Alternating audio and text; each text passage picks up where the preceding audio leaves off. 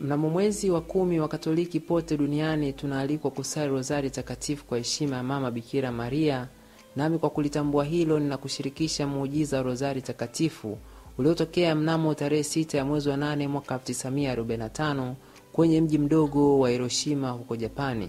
Katika siku hiyo kwenye mji wa Hiroshima liliondoshwa bomu la atomiki lililoua watu zaidi ya 140,040 na wengine kujeruhiwa kutokana na mionzi.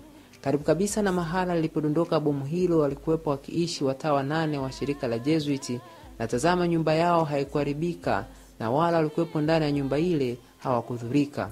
Walipoulizwa siri ya kuepukana na mkasa huo mkubwa, walieleza wazi kwamba daima walisali rozari takatifu wakitegemea msaada wa Mama Bikira Maria.